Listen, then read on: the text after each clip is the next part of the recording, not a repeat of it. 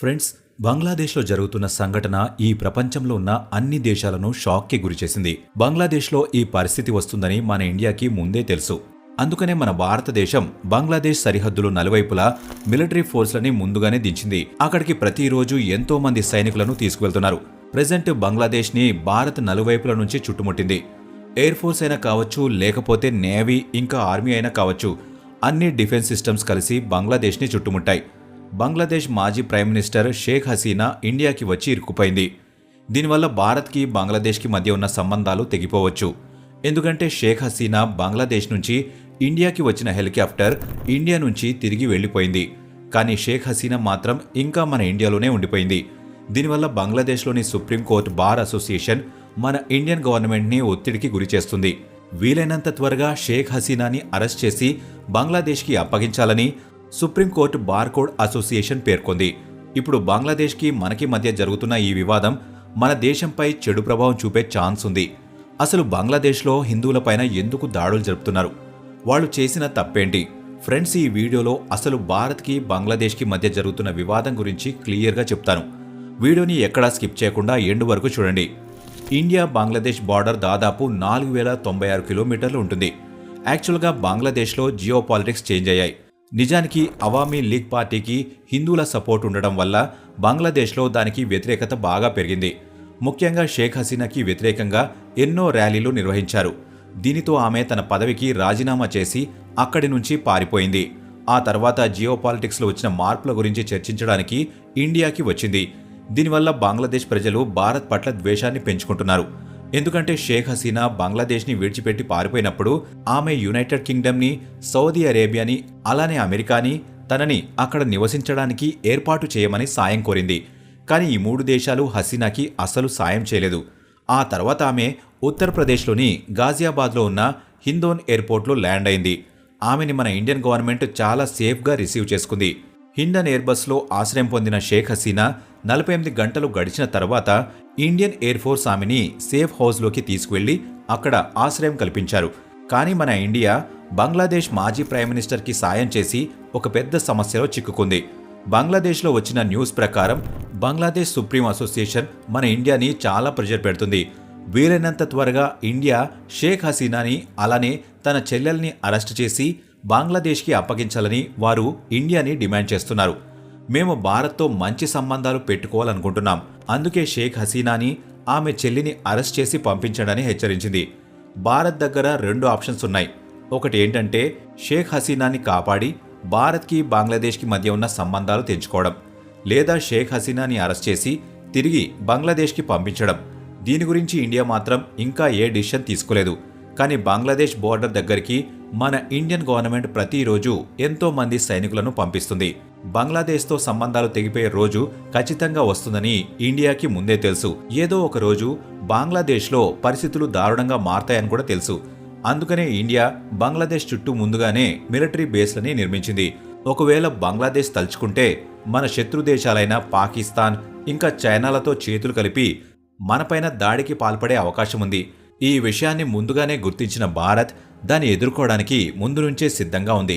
మన బంగ్లాదేశ్ ఇండియా సరిహద్దు 4096 కిలోమీటర్లు. కానీ ఇందులో ఎన్నో అడ్డంకులు ఉన్నాయి. వాటిని ఎదుర్కోవడానికి మిలిటరీ బేస్ లేకుండా అస్సలు సాధ్యపడదు. ఇక్కడ పెద్ద పెద్ద అడవులు, పర్వతాలు, నదులు ఉన్నాయి. అయినా కూడా మన ఇండియా మన మిలిటరీ బేసెస్ కోసం మంచి ఇన్ఫ్రాస్ట్రక్చర్ ముందుగానే నిర్మించింది. ఇలా చేయడం వెనుక ఒక కారణం ఏంటంటే యాక్చువల్గా బంగ్లాదేశ్ మనకి చాలాసార్లు వ్యతిరేకంగా వ్యవహరించింది. కొన్నిసార్లు శత్రుత్వాన్ని ప్రదర్శించింది. అలానే కొన్నిసార్లు ఈ దారుల్లో బంగ్లాదేశ్కి డ్రగ్స్ కూడా వెళ్లాయి. మరికొన్నిసార్లు ఆయుధాలని అక్రమంగా సప్లై చేసింది. అసలు బంగ్లాదేశ్ చుట్టూ ఉన్న మన మిలిటరీ బేస్లు ఏంటి? అవి ఎక్కడెక్కడ ఉన్నాయి?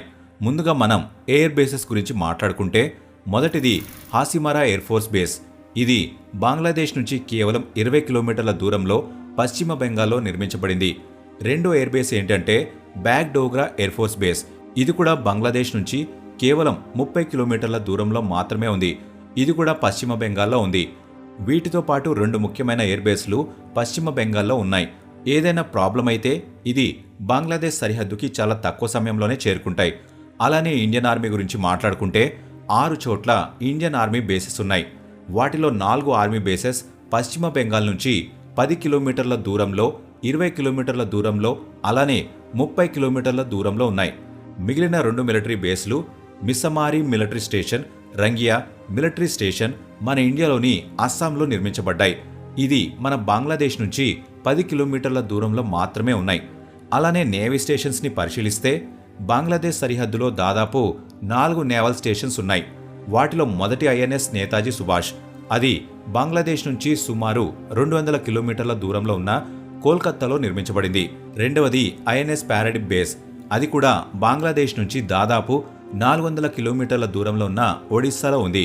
మిగిలిన 2 నేవీ బేసిస్ అండమాన్ నికోబార్ దీవుల్లో అలానే తమిళనాడులో ఉన్నాయి. అవి బంగ్లాదేశ్ నుంచి సుమారు 1200 కిలోమీటర్ల దూరంలో ఉన్నాయి.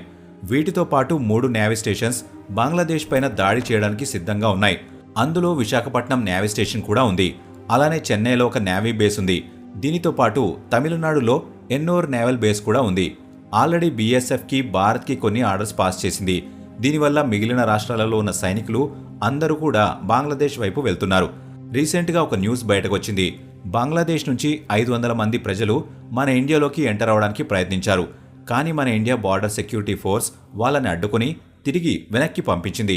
ఇలా బంగ్లాదేశ్ ప్రజలు భారత్లోకి ఏదో ఒక విధంగా ఎంటర్ అవ్వాలని ట్రై చేస్తూనే ఉన్నారు.